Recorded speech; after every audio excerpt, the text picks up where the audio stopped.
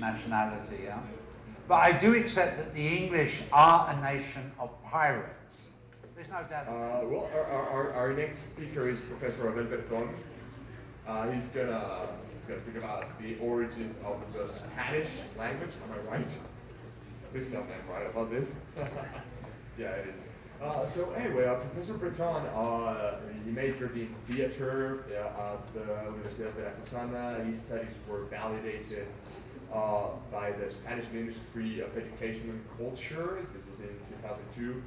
He's also a doctor in language and literature from the University of Murcia in Spain too. Anyways, he imparted poetry courses, 20th century poetry. He has assisted linguistic and literature conferences. He has worked for banks and financial institutions in the region of Murcia in Spain. So, well, that's going to be a fascinating speech on the origins of our language, the Spanish language. And let's please welcome Professor Breton. Thank you.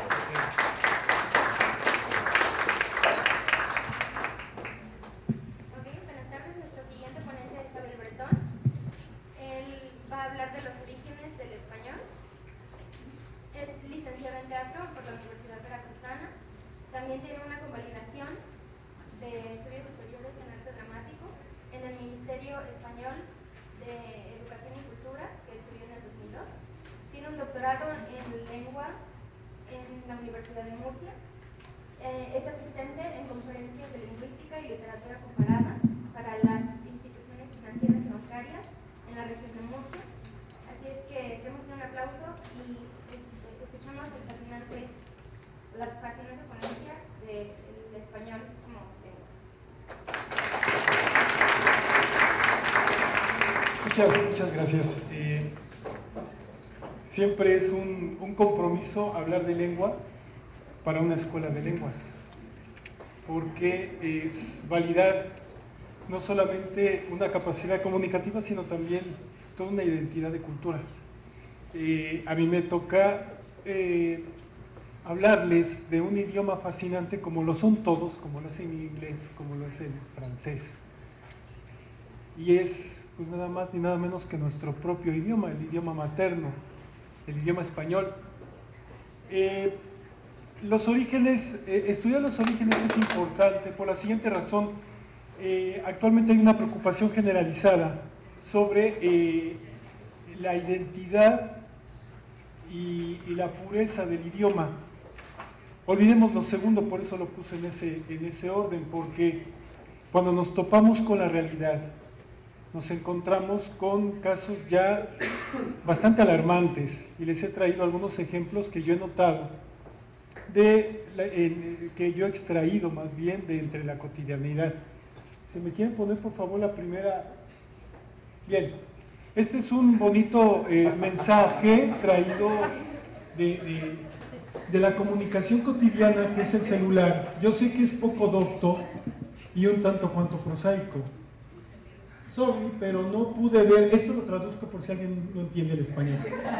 Sorry, pero no pude ver por qué vino mi mami, ya no me dejó salir. Está ok que, bueno, acá nos veamos a la tarde. Los errores de sintaxis quedan a la vista, ya no digo los de la gramática, y por supuesto omito ortografía porque esto verdaderamente no tiene presentación. Voy a presentarles otro caso que todavía me resulta más alarmante. El W, creo que para muchos queda más que claro, lo omito. ¿Cómo estás? Quería saber si ibas, nótese la H instalada ahí, no sé si mal o bien habida, a venir porque ya no quedamos en nada. No, pues escribiendo así yo creo que no quedo yo con nadie. Bien, esta es una imagen también muy característica de lo que ocurre en las famosas redes sociales, ahora que está tan de moda la famosa ley sopa, etcétera. Yo creo que esto más bien debería fijarse en leyes como esta, la sopa. Vamos a ver, hi, eso es hi. La carita feliz, no sé qué querrá decir, no sé, estoy bien, no sé, no entiendo. Estoy igual acá. pero me dejó cara, que no sé qué quiere decir, traduzcan ustedes como puedan. Loca, me cuentas de tu chava con B del pobre animalito.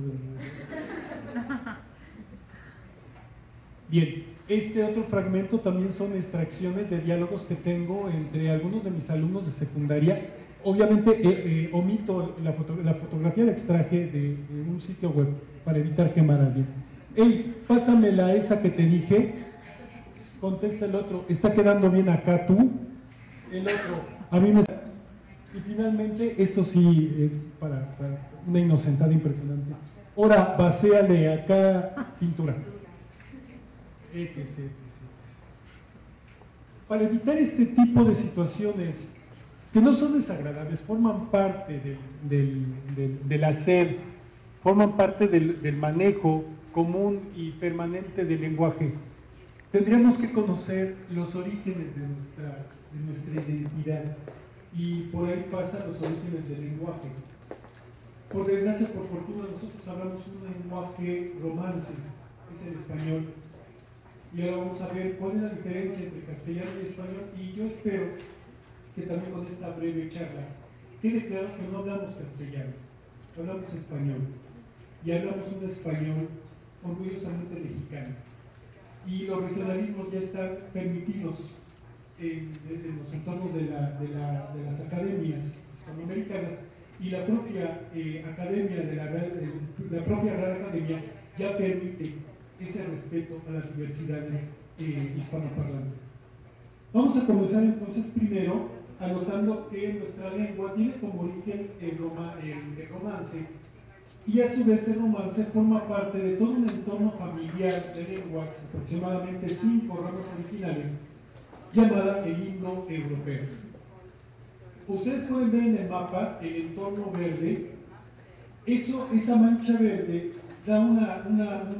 nos indica dónde están ubicadas las lenguas indoeuropeas. Aproximadamente es el 45% de la población mundial, unos más o menos 3.000 millones de personas quienes hablan esta lengua.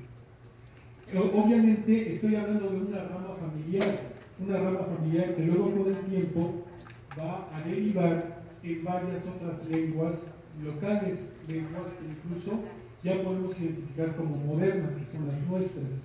Entre ellas, pues obviamente incluyese el propio español, el portugués, el francés como lenguas modernas, como lenguas inmediatas, antiguas clásicas, el latín, el griego, y como lenguas todavía antecedentes a estas dos sería el sánscrito, el fenicio, etc. Pasamos a la siguiente, por favor. Bien. Estos 3 lingüistas, comenzando por Sir William Jones, fue el primer estudioso de la lengua que se dio cuenta de una serie de similitudes entre las lenguas persas, las iraníes y el sánscrito. Particularmente William Jones se había hecho un importante erudito en la época porque fue el primer políglota académico de la historia, y él, dominando todas estas lenguas, incluyendo el griego y el latín, se dio cuenta que había unas serias similitudes entre todas ellas, sobre todo en la cantidad de voces que se utilizaban. Entonces él habló acerca de los orígenes de una posible lengua común, pero él malamente la ubicó en el sánscrito. Digo malamente porque estamos hablando de inicios de los estudios filológicos. Luego tenemos a Franz Bopp, alemán también, erudito en el manejo de las lenguas, quien hace una recapitulación de los estudios de Jones y se da cuenta que no es la lengua sánscrita la originaria de las lenguas modernas, sino que todavía atrás de la lengua sánscrita hay otras raíces que todavía le dan forma incluso a la propia lengua sánscrita, como es la hindú. Entonces Franz Bopp es el primero que empieza a hablar de una lengua proto-indoeuropea. Finalmente, el alemán Rasmus Christian Rask hace un estudio ya más detallado sobre un estudio gramático comparativo y se convierte en el primer estudioso de la filología gramática, estableciendo por fin el origen de la lengua indoeuropea. ¿Por qué se llama indoeuropea? Porque es una lengua que aglutina lenguas tanto de Asia Central, ya lo vimos, norte de la India, pasando por Medio Oriente hasta llegar a Europa.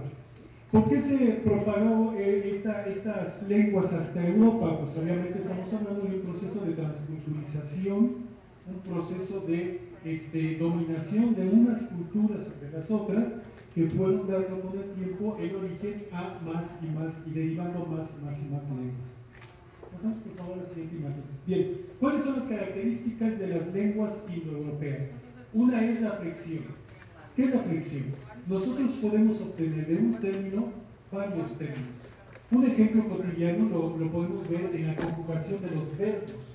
Cuando decimos jugar, el infinitivo del verbo jugar. A partir de esa raíz comenzamos a derivar para poner personas y tiempos, ¿no?